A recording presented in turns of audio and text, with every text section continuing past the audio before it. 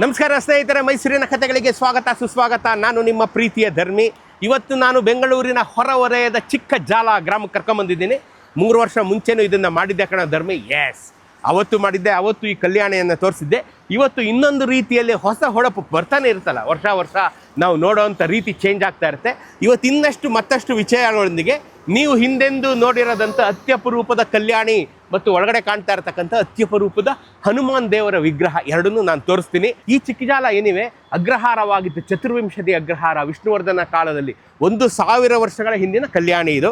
So 1000 ವರ್ಷಗಳ ಹಿಂದಿನ ಕಲ್ಯಾಣಿಯಲ್ಲಿ ಏನೆಲ್ಲ ವೈಚಿತ್ರ್ಯಗಳಿವೆ ಬನ್ನಿ ತೋರಿಸ್ತೀನಿ. ಎಂದಿನಂತೆ ನನ್ನ ಜೊತೆ ಇವತ್ತು ಅಭಿ ಇದ್ದಾರೆ. ಇಲ್ಲಿ ನೀವು ನೋಡ್ತಾ ಇದ್ದೀರಾ, ಇದು ಒಂದು ಮೀನು ಆಯಿತಾ. ಇಲ್ಲೊಂದು ಮೀನು ತೋರಿಸ್ತೀರಾ, ಕಲ್ಯಾಣಿಯ ಕಟ್ಟೆಗಳ ಮೇಲೆ ಭಾಳ ಅಪರೂಪದ್ದು ಮೀನು ನೋಡಿದೀವಿ ಕಣ ಧರ್ಮಿ. ಅಂದರೆ ಇದನ್ನು ನೀವು ಹಿಂದೆಂದೂ ನೋಡಲಾರಿರಿ. ಈ ಕಡೆಯಿಂದನೇ ತೋರಿಸಿ. ಇಲ್ಲೊಂದು ಮೀನು ತೋರಿಸ್ತಾ ಇದೆಯಾ, ಮೀನಿನ ಮುಖ ಈ ಕಡೆ ಇದೆ, ಈ ಕಡೆ ಕಲ್ಯಾಣಿ ಇದೆ. ಇಲ್ಲಿ ನೋಡಿ ಡೆಲಿವರಿ ಮಾಡ್ತಾ ಇದ್ದಾರೆ ನೋಡಿ. ಇಲ್ಲಿ ನೋಡಿ, ಈ ಹೆಂಗಸು ಮಲಗಿದಾಳೆ. ಇಲ್ಲಿ ಹೆಂಗಸು ನೋಡಿ, ಇವಳು ತುರುಪು ಕಟ್ಟಿದ್ದಾಳೆ. ಹಾಗಾಗಿ ಇವಳು ಹೆಂಗಸು ಮಗುವನ್ನು ಎಳಿತಾ ಇದ್ದಾಳೆ ಈಚೆಗೆ. ಮಗುವನ್ನು ಈಚೆಗೆ ಎಳೀತಾ ಇರ್ತಕ್ಕಂಥ ಅಂದಿನ ಕಾಲದ ಸೂಲಗಿತ್ತಿಯರು ಹೆರಿಗೆ ಮಾಡಿಸ್ತಾ ಇದ್ದಾರೆ ಇವಳಿಗೆ. ಇವಳು ಹೆಂಗಸೆ ನೋಡಿ, ಇಲ್ಲಿ ಇವಳು ತುರುಬಿದು ಮಲಗಿದಾಳೆ. ಈ ತಾಯಿ ಮಲಗಿದಾಳೆ, ಇವಳ ಗರ್ಭದಿಂದ ಮಗುವನ್ನು ಎಳಿತಾ ಇದ್ದಾಳೆ ನೋಡಿ. ಮಗುವಿನ ತಲೆ ಇದು, ಎಳಿತಾ ಇದ್ದಾಳೆ ಇವಳು, ಕೈ ಹಾಕಿ ಎಳಿತಾ ಇದ್ದಾಳೆ. ಇವಳಿಗೂ ತುರುಬಿದೆ ಆಯ್ತೆ. ಸೊ ಇದು ಮತ್ತೊಂದು ಶಿಲ್ಪ ನೋಡಿ, ಡೆಲಿವರಿ ಮಾಡ್ತಾ ಇರೋವಂಥ ಶಿಲ್ಪ. ಇಲ್ಲೊಂದೇ ಕಡೆ ನಾನು ಮೊದಲನೇದು ನೋಡಿದ್ದು ನಾನು ನಿಮಗೆ ತೋರಿಸ್ತಾ ಇದ್ದೀನಿ. ಭಾಳ ಅದ್ಭುತವಾದಂಥ ಶಿಲ್ಪವನ್ನು ನಾನು ನಿಮಗೆ ತೋರಿಸಿದ್ದೀನಿ ಆಯಿತಾ. ಇಲ್ಲಿ ಬಂದರೆ ನಿಮಗೆ ಆಮೆ ಕೂರ್ಮಾವತಾರಿಯಾದಂಥ ಮಹಾವಿಷ್ಣುವನ್ನು ನೀವು ನೋಡ್ತಾ ಇದ್ದೀರಾ. ಅದರ ಜೊತೆಗೆ ನೋಡಿ ಇಲ್ಲಿ ಕಣ್ಣು ಮುಚ್ಚಿದಂಥ ದೇವಿಯ ಮುಖ, ಕಣ್ಣು ಮುಚ್ಚಿಬಿಟ್ಟಿದ್ದಾಳೆ ಅವಳು. ಆ ದೇವಿಯ ಮುಖವನ್ನು ನಿಮಗೆ ನಾನು ತೋರಿಸ್ತಾ ಇದ್ದೀನಿ ಬನ್ನಿ ಈಗ ಆಯಿತಾ. ಭಾಳ ಸೊಗಸಾಗಿದೆ ಕಣ್ರಿ ಇವೆಲ್ಲ. ಎಷ್ಟೆಷ್ಟು ಅಡಗಿದೆ ಅಂತಲೇ ಗೊತ್ತಾಗಲ್ಲ ನೋಡಿ. ಇಲ್ಲಿ ಸರ್ಪಬಂಧ, ನಾಗಬಂಧ ನೋಡ್ತಾ ಇದ್ದೀರಾ ನೋಡಿ. ಇಲ್ಲಿ ತಲೆ ನೋಡಿ, ಹಾವು ಹೆಂಗೆ ಬಂದಿದೆ ನೋಡಿ, ಹಿಂಗೆ ಸುರುಳಿ ಸುತ್ಕೊಂಡು ಇಲ್ಲಿ ಬಂದು ಹಿಂಗೆ ಬಂದು ನೋಡಿ, ಬಾಲ ಇಲ್ಲಿ ಇದೆ ಎಂಡು ಬಾಲ ನೋಡಿ. ಇಲ್ಲಿ ಹಿಂಗೆ ಸುತ್ಕೊಂಡ್ಬಂದಿದೆ, ಹಿಂಗೆ ಬಂದು ಇಲ್ಲಿ ಹೆಡೆ.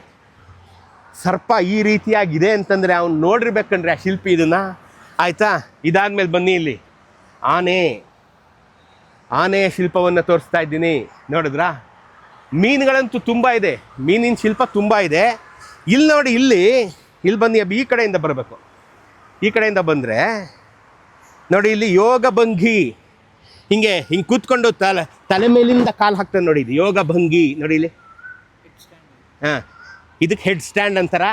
ಓಕೆ, ಇಂಗ್ಲೀಷಲ್ಲಿ ಇದಕ್ಕೆ ಹೆಡ್ ಸ್ಟ್ಯಾಂಡ್ ಅಂತಾರೆ ಅಂತ ನಮ್ಮ ಜೆನ್ಜಿ ಹುಡುಗ ಅಭಿ ಹೇಳ್ತಾ ಇದ್ದಾನೆ. ಸೊ ಇದು ಹೆಡ್ ಸ್ಟ್ಯಾಂಡ್ ಯೋಗ ಭಂಗಿ ನೋಡ್ರಿ, ಇಲ್ಲಿ ಯೋಗ ಭಂಗಿ ಆಯಿತಾ. ಈಗ ಗಾರೆ ಕೆಲಸಕ್ಕೆ ಬರ್ತೀನಿ. ಗಾರೆ ಕೆಲಸ lieutenant colonel William Lambton survey ಮಾಡಿದಂಥ the great trigonometrical survey of India survey ಮಾಡಲಿಲ್ವಾ, ಅವ್ನು ಶುರು ಮಾಡಿದ್ದು ಬೆಂಗಳೂರಲ್ಲಿ ಅಂತ ನಾನು ಹೇಳಿಲ್ವಾ. ದ ಬ್ಯಾಂಗ್ಳೂರ್ ಬೇಸ್ ಲೈನ್ ರಮಣ ಪಾರ್ಕಿಂದ ಹೆಣ್ಣೂರು ಬಾಗ್ಲೂರ್ವರೆಗೆ 7.9 ಮೈಲ್ಸ್ ಎಳೆದ 1800 ಇಸ್ವಿಲಿ ಅಂತ. ಅವನು ಅಲ್ಲಲ್ಲಿ ಬೆಂಚ್ ಮಾರ್ಕ್ಗಳನ್ನು ಮಾಡ್ದ.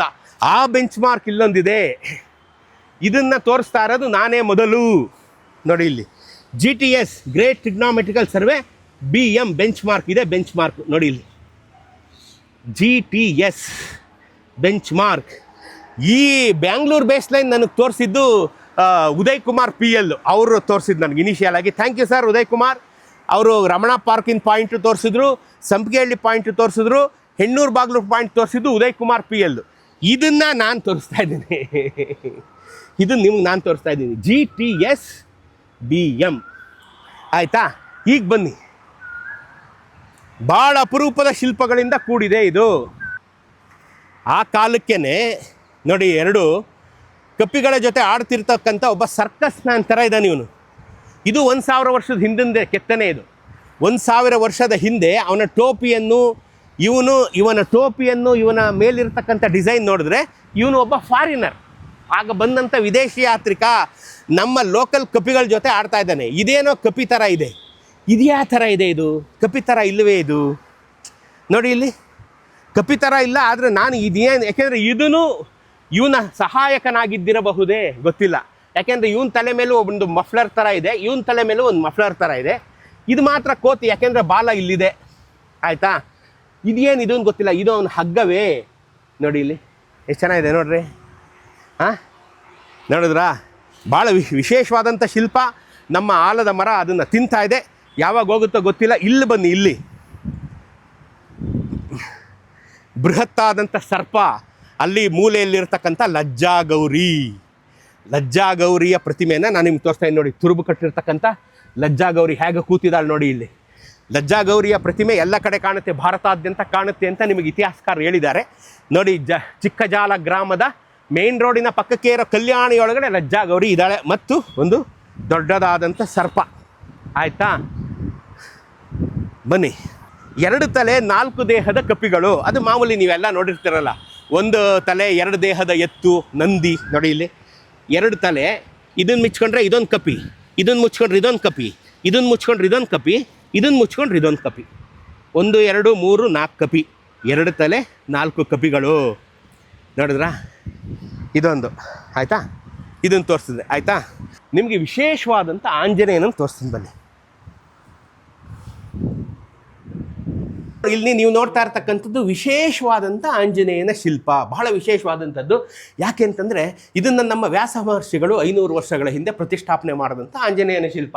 ಯಾಕೆಂದರೆ ಅವನ ಬಾಲದಲ್ಲಿ ಗಂಟೆ ಇದೆ. 500ಕ್ಕೂ ಹೆಚ್ಚು ಆಂಜನೇಯನ ಪ್ರತಿಮೆಗಳನ್ನು ನಮ್ಮ ವ್ಯಾಸರಾಜರು ಸ್ಥಾಪನೆ ಮಾಡಿದ್ದಾರೆ. ಅದರಲ್ಲಿ ಇದು ಒಂದು ಬಾಲದಲ್ಲಿ ಗಂಟೆ ಇದೆ. ಆಯಿತಾ, ಶಂಖಚಕ್ರಗಳಿವೆ, ಬಲಗೈ ಅಭಯಹಸ್ತವಾಗಿದೆ, ಎಡಗೈಯಲ್ಲಿ ಒಂದು ಹೂವಿನ ದಂಡೆಯನ್ನು ಹಿಡ್ಕೊಂಡಿದ್ದಾನೆ ನೋಡ್ರಿ. ಎಡಗೈಯಲ್ಲಿ ಒಂದು ಹೂವಿನ ದಂಡೆ, ಅವನ ಕಿವಿಯಲ್ಲಿ ಇರತಕ್ಕಂಥ 10 ಕಡಕು, ಅವನ ಹಿಂದೆ ಕಟ್ಟಿರತಕ್ಕಂಥ ತುರುಬು ಮತ್ತು ಅವನ ಹಣೆಯ ಪಟ್ಟಿ. ಇಷ್ಟೆಲ್ಲ ಆದಮೇಲೆ ನಾನು ಎಲ್ಲೂ ನೋಡಿದೆ ಏನಪ್ಪ ವಿಶೇಷ ಅಂತಂದರೆ ಅವನ ಸೊಂಟದಲ್ಲಿರತಕ್ಕಂಥ ಗುದ್ದುಬಾಕು. ಆಂಜನೇಯ ಸ್ವಾಮಿ ಸೊಂಟದಲ್ಲಿ ಗುದ್ದುಬಾಕು ನೋಡಿದ್ದು ನಾನು ಇಲ್ಲೊಂದೇ ಕಡೆ. ನಿಮಗಿಲ್ಲ ಅಂದ್ರೂ ನಾನು 100 ಆಂಜನೇಯನ ನಾನು ತೋರಿಸಿದ್ದೀನಿ. ಆದರೆ ಸೊಂಟದಲ್ಲಿ ಗುದ್ದುಬಾಕು ಹಿಡ್ಕೊಂಡಿರ್ತಕ್ಕಂಥ ವಿಶೇಷವಾದಂಥ ಆಂಜನೇಯ ಸ್ವಾಮಿ ಇರೋದು ಇಲ್ಲಿ ಮಾತ್ರ. ನಾನು ನೋಡಿದ್ದಿಲ್ಲೇನೆ. ಬಹಳ ವಿಶೇಷವಾಗಿ ಕೆತ್ತಿದ್ದಾನೆ ಶಿಲ್ಪಿ ನೋಡಿ. ಅಲ್ಲಿ ಸೊಂಟದಲ್ಲಿ ಒಂದು ಗುದ್ದುಬಾಕುವನ್ನು ಸಹ ಇಟ್ಕೊಂಡು ಆಂಜನೇಯ ಸ್ವಾಮಿ ಬಲಗೈಯಲ್ಲಿ ಅಭಯಹಸ್ತನಾಗಿದ್ದಾನೆ, ಎಡಗೈಯಲ್ಲಿ ಹೂವಿನ ದಂಡೆಯನ್ನು ಹಿಡ್ಕೊಂಡು ನಿಮಗೆ ದರ್ಶನ ಕೊಡ್ತಾ ಇದ್ದಾನೆ ನೋಡ್ರಿ. ಎಂಥ ಸೊಗಸಾದಂಥ ಒಂದು ಆಂಜನೇಯನ ಶಿಲ್ಪವನ್ನು ನಾನು ನಿಮಗೆ ತೋರಿಸ್ತಾ ಇದ್ದೀನಿ. ನೀವು ಚಿಕ್ಕಜಾಲಕ್ಕೆ ಬಂದು ಕಲ್ಯಾಣಿಯನ್ನು, ಆಂಜನೇಯನ ದೇವರ ಗುಡಿಯನ್ನು ನೀವು ನೋಡಲೇಬೇಕು. ಭಾಳ ಸೊಗಸಾಗಿ, ಇತಿಹಾಸ ಆಸಕ್ತರಿಗಂತೂ ಭಾಳ ಒಂದು ನೋಡಲೇಬೇಕಾದಂಥ ಜಾಗ. ನೀವೆಲ್ಲ ಇತಿಹಾಸಪೂರ್ವಕವಾಗಿ ಆದರೂ ನೀವು ನೋಡಲೇಬೇಕಾದಂಥ ಈ ಆಂಜನೇಯನ ಶಿಲ್ಪ ನೋಡ್ತಿರಲ್ಲ. ಬಂದು ನೋಡಿ, ಆಮೇಲೆ ನೀವು ನನಗೆ ಫೋನ್ ಮಾಡಬೇಕು, ಧರ್ಮಿ ನಾನು ಹೋಗಿದ್ದೆ ನೋಡ್ಕೊಂಬಂದೆ ಅಂತ. ನೋಡ್ಕೊಂಬನ್ನಿ, ಒಳ್ಳೆಯದಾಗಲಿ.